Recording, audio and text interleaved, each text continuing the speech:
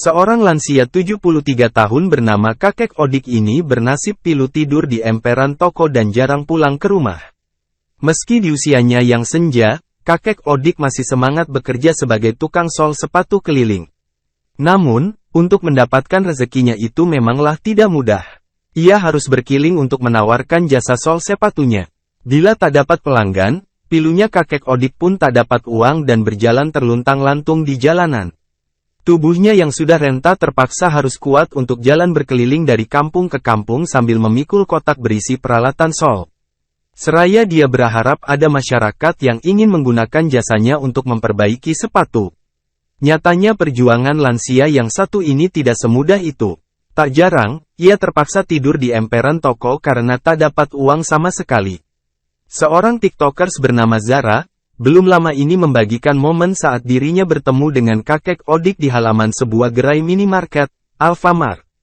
Duduk termenung sendirian di emperan minimarket, lansia itu tampak meluruskan kakinya yang sudah mulai lelah. Tepat di depannya, terlihat kotak yang berisi peralatan sol sepatu.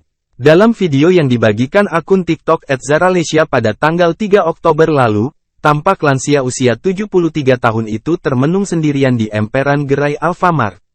Berdasarkan lokasi yang disematkan, gerai ini diketahui berada di Bogor, Jawa Barat semampu dirinya. Kan gimana lagi, kata Zara. TikTokers itu sontak memberikan beberapa tas belanja berisi kebutuhan sehari-hari kepada Kakek Odik. Tak lupa, ia juga mengantarkan Kakek Odik untuk pulang ke rumah kontrakannya. Kakek Odik yang merasa bersyukur langsung mengucapkan rasa terima kasihnya. "Neng biar tambah rezekinya, semoga sehat," kata Kakek Odik. "Allah yang ngasih rezeki ya," tandasnya.